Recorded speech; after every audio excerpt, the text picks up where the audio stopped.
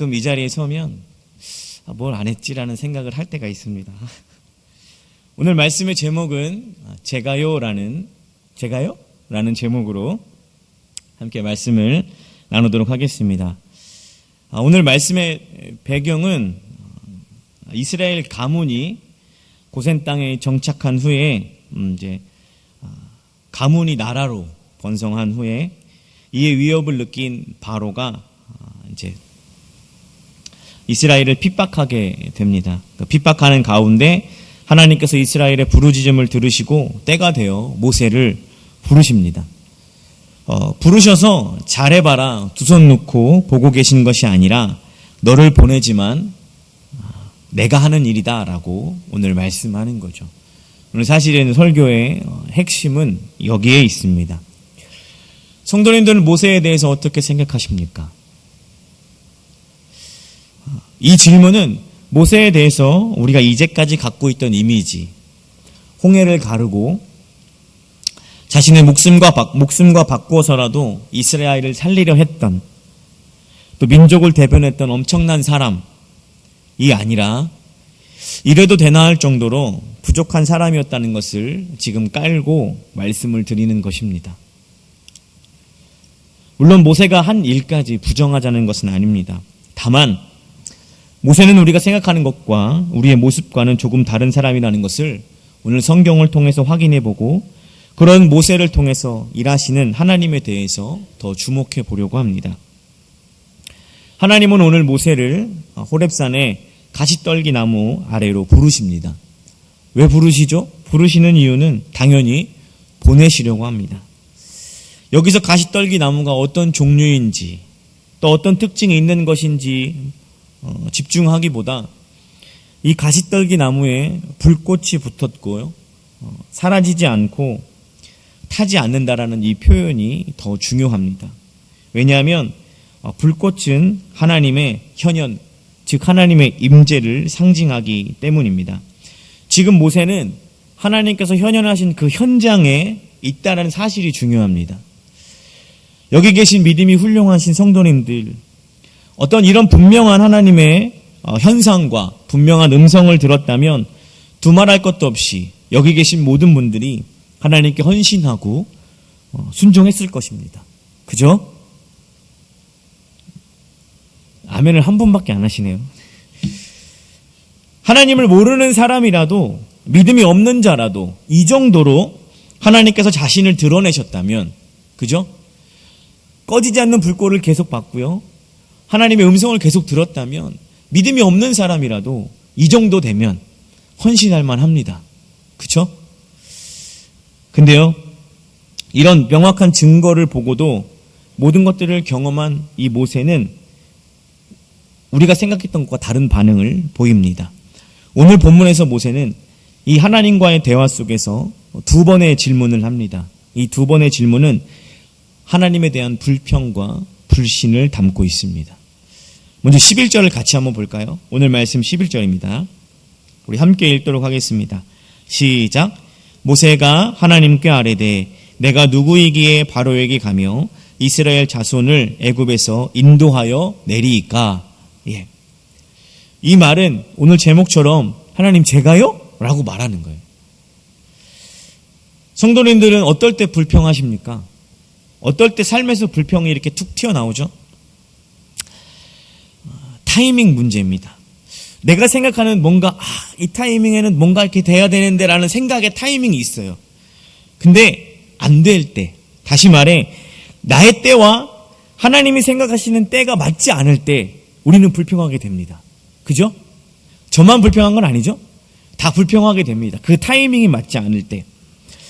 이것이 인간적인 한계 때문에 우리는 늘 지금이 최적기라고 생각을 하죠. 그러나 하나님의 시간과 우리의 시간이 다르다는 것을 우리는 압니다.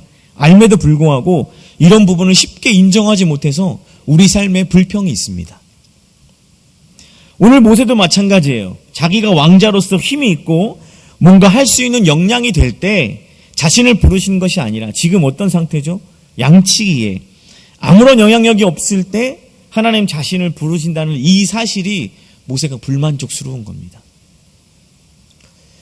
우리의 신앙의 가장 큰 약점이 무엇이냐면 하나님이 누구시며 어떤 분인지에 대해서 잘 모른다는 것입니다. 특히 하나님의 권위에 대해서 인정하는 면에서는 우리가 매우 취약합니다. 쉽게 이해하기 표현으로 하면 하나님은 자신의 뜻과 계획 속에서 일하십니다. 우리는 그것을 잘 인정하지 못합니다. 그것 때문에 불평합니다. 하나님께서 모세를 젊으셨을 때 부르셨다면 그럴 만한 이유가 있었을 것입니다.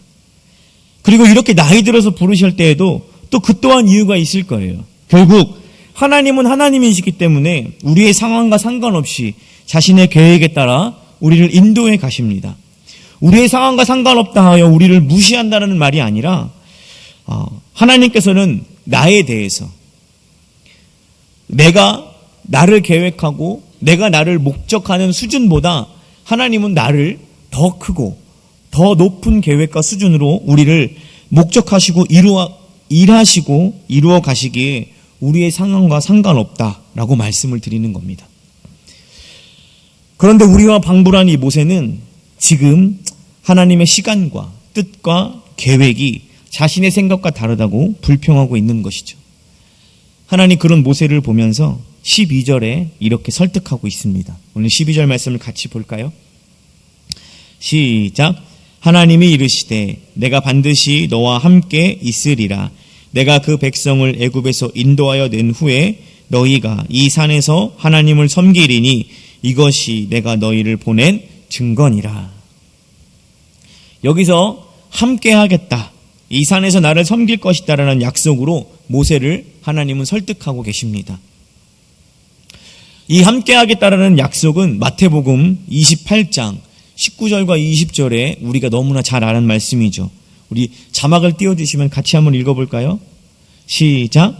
그러므로 너희는 가서 모든 민족으로 제자로 삼아 아버지와 아들과 성령의 이름으로 세례를 베풀고 내가 너희에게 분부한 모든 것을 가르쳐 지키게 하라.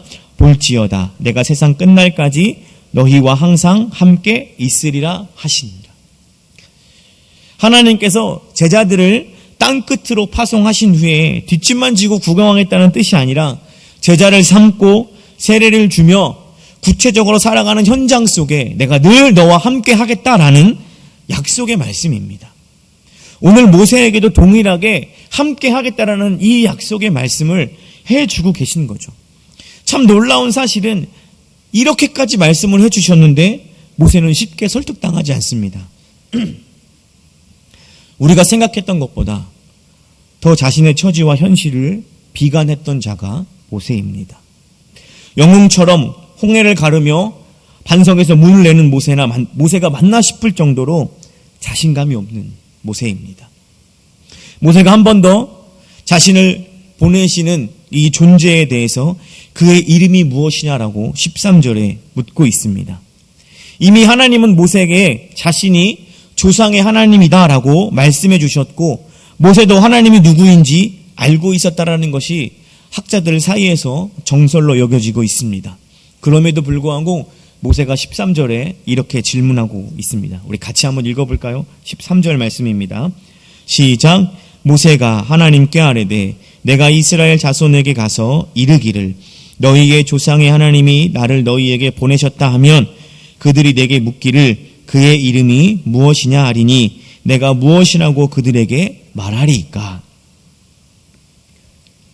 앞선 11절에서는 불평하는 말이었습니다. 왜 하나님 지금 나를 보내셔서 지금 이때 나를 이끄셔서 보내십니까? 라는 불평 섞인 말이었다면 이 13절은 불신의 의미가 담겨 있습니다. 모세가 여기서 하나님의 이름을 묻는다는 것은 과연 하나님께서 이 일을 하실 수 있는 분입니까? 라는 불신이 담긴 질문입니다.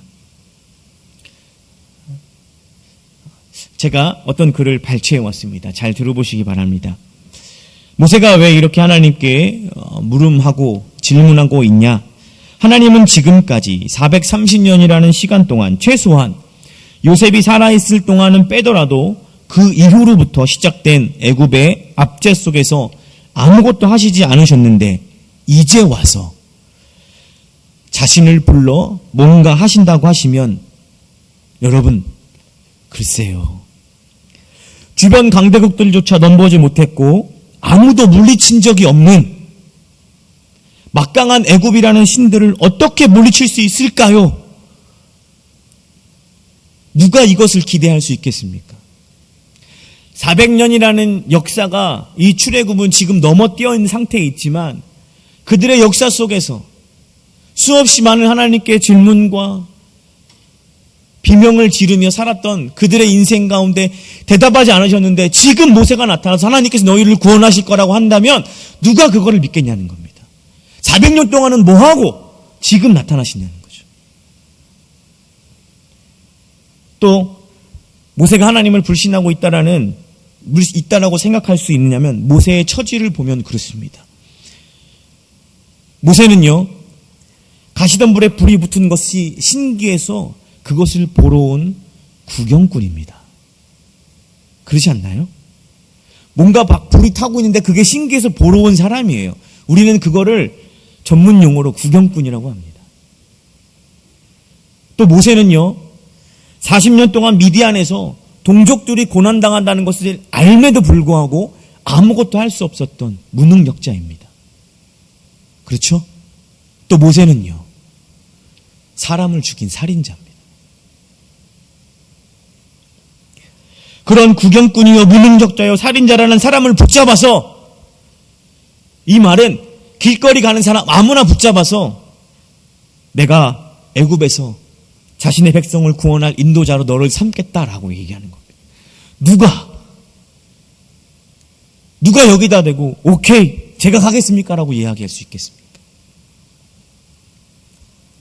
만약 하나님께서 여러분들이 슈퍼를 가는데요, 파자마를 입고 머리도 안 감으시고 3일 동안 안 감으시고 막 그 코로나 때문에 이렇게 집에 계속 계시다가 마스크 쓰고 전혀 화장도 안 하신 그 상태로 길거리를 지나가는데 하나님께서 갑자기 현현하셔서 내가 너를 이스라엘을 구원할 지도자로 쓰겠다라고 한다면 제가 가겠습니다 라고 말할 사람이 누가 있냐 말입니다. 우리는 모세를 너무나 대단하고 위대한 사람으로 보기 때문에 이 모든 것들을 덮어놓고 그냥 좋게만 생각합니다. 그러나 이 모세의 삶과 지금 이 현실을 바라보면 민족의 지도자 정도는 아니어도 여러분, 목사들이 여러분들에게 순장 좀 하십시오. 지금 양육의 3단계를 구하고 있는데 3단계 좀 하십시오라고 하면 여러분 뭐라고 합니까? 저는 아닙니다라고 말하지 않습니까? 모세의 이 대답 속에 나의 역량이 부족해서 못합니다라는 겸손이 담겨져 있지만 그 거절의 근저로 내려가면요, 왜 나 같은 사람을 보내려 하십니까? 라는 하나님의 일하심에 대한 근본적 불신이 그 밑에 깔려 있습니다.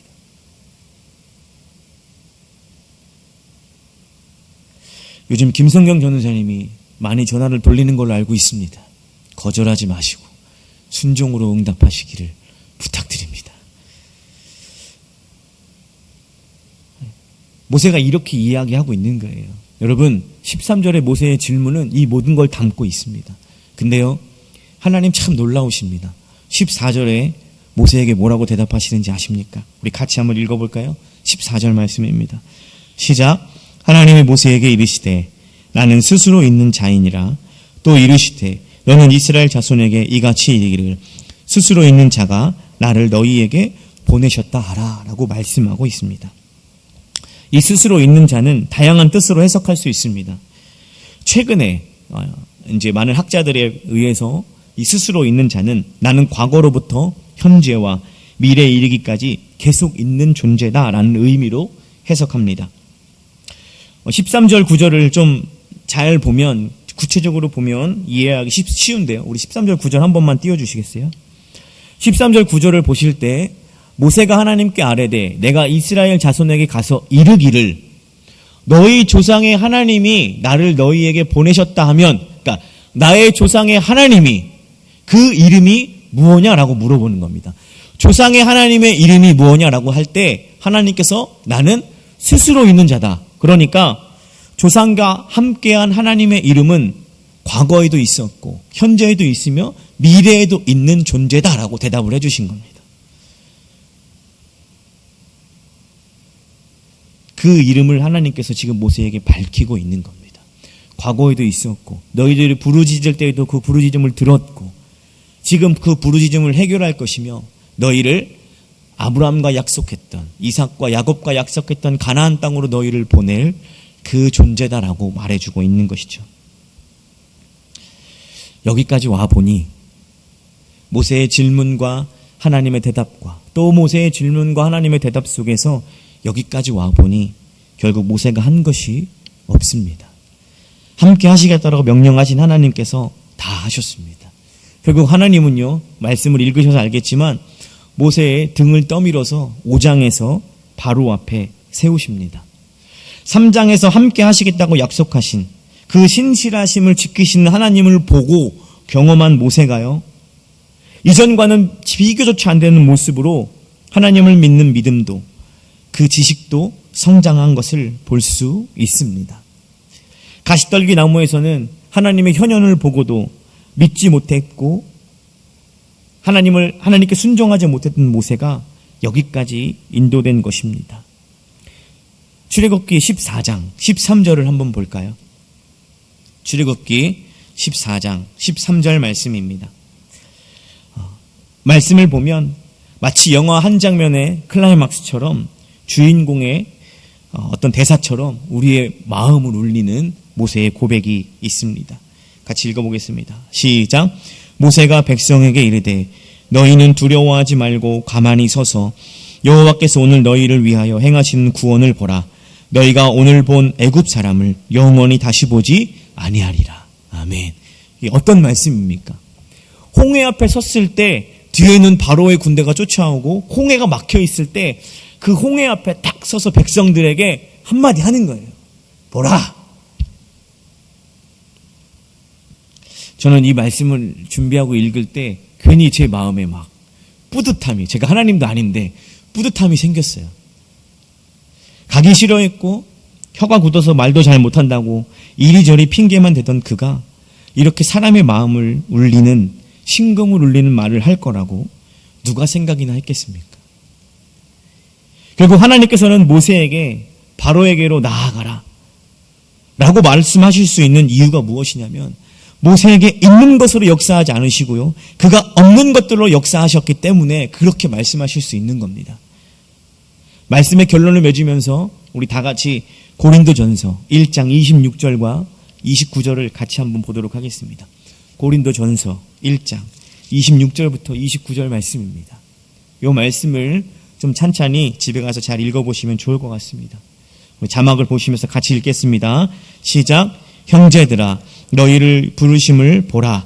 육체를 따라 지혜로운 자가 많지 아니하며 능한 자가 많지 아니하며 문벌 좋은 자가 많지 아니하도다. 그러나 하나님께서 세상에 미련한 것들을 택하사 지혜 있는 자들을 부끄럽게 하려 하시고 세상에 약한 것들을 택하사 강한 것들을 부끄럽게 하려 하시며 하나님께서 세상에 천한 것들과 없는 것들을 택하사 있는 것들을 패하려 하시나니 이는 아무 육체도 하나님 앞에서 자랑하지 못하게 하려 하심이라. 아멘. 이 말이 무슨 말이냐면요, 우리가 소원하는, 우리가 나를 계획하는 자리보다, 우리가 도달하려는 수준보다 하나님의 일하심이 더 크다는 것을 알리기 위해서, 하나님이 더 크시다는 것을 우리에게 알리기 위해서 하나님은 우리가 가진 것으로 일하지 않으시고 우리에게 없는 것으로 일하신다는 말씀입니다.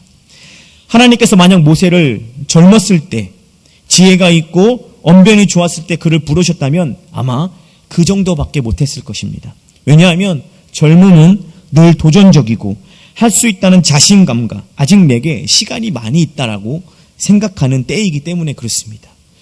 젊음이라는 것은 내가 뭔가를 해보려고 하는 그런 마음과 그런 욕심이 크기 때문에 하나님의 역사하심은 그와 반대로 상대적으로 적을 수밖에 없는 것이죠. 그러나 모세를 늙어서 아무것도 할 수 없는 모세, 그 모세를 부르신 이유는 정말 모세가 아무것도 할 수 없을 때 그에게 없는 것으로 역사하셔서 있는 것을 하시기 위함입니다. 내가 나를 계획하고 목적할 때 그만큼밖에 성장할 수 없습니다. 그러나 나는 아무것도 할 수 없을 때 실패와 좌절과 그 자리에 있을 때 하나님께서 하신다는 것입니다. 이것이 하나님의 크심이며 지혜로우심이며 하나님의 일하심입니다. 오늘 모세를 보면 모세에게 없는 것으로 하나님은 일하시기 때문에 모세를 자꾸만 바로에게 등 떠밀고 계신 것입니다. 내가 하는 게 아니라 내가 하는 거다라고 말씀하고 있는 것이죠. 사랑하는 성도 여러분, 모세는 영웅이 아닙니다. 다만 하나님께 설득된 사람이고 구약에서 하나님 편에서 하나님의 마음을 가장 잘 이해했던 그리고 살아냈던 사람으로 성경은 나타나고 있습니다. 모세가 위대한 것은 그가 앞서 봤던 것처럼 14절에 사람의 마음을 심금을 울리는 어떤 그 절정에 섰기 때문에 모세가 위대한 말을 듣는 것이 아닙니다. 그의 위대함은 하나님의 사랑, 오래 참음을 가장 잘 보여준 사람이기 때문에 우리는 모세를 위대하다고 이야기합니다. 잘 알아야 합니다. 여러분, 능력이 아니라 실체가 있는 삶의 모습 때문에 우리는 모세를 위대하다고 말할 수 있는 것입니다. 결국 하나님은 모세를 설득하는 과정이 길었고 어려웠지만 포기하지 않으시고 모세를 세워서 바로에게 보내십니다. 바로 앞에 선 모세는 하나님의 일하심 속에 더 많은 하나님을 알게 되었습니다. 말씀을 여기까지 추적해서 와보니 결국 그가 잘한 것은 아무것도 없습니다. 우리도 마찬가지입니다. 하나님께서 우리도 잘한 것이 없지만 우리를 당신의 뜻과 목적하심과 계획하심 가운데 끊임없이 설득하셔서 우리를 세상 가운데로 보내십니다. 그리고 그곳에서 우리와 함께 하십니다.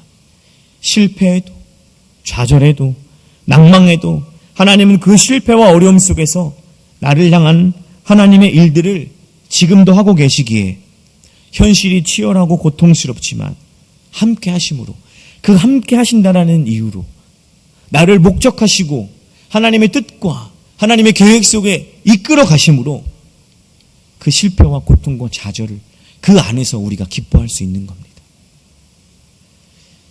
그리고 하나님의 그 기뻐하는 것으로 마치지 마시고요. 오늘 모세처럼 참고 인내하며 품고 사랑하라고 그런 삶을 살아라라고 하나님은 오늘 우리에게 말씀하고 있습니다. 이 사랑과 누구를 품는 것이 어떤 가치로만 관념적인 사상으로만 여기는 것이 아니라 모세의 삶에 하나님을 아는 지식의 풍성함으로 그것이 실체가 되는 것처럼 오늘 우리의 삶에도 실체가 되는 인생을 사시기를 주님의 이름으로 축복합니다.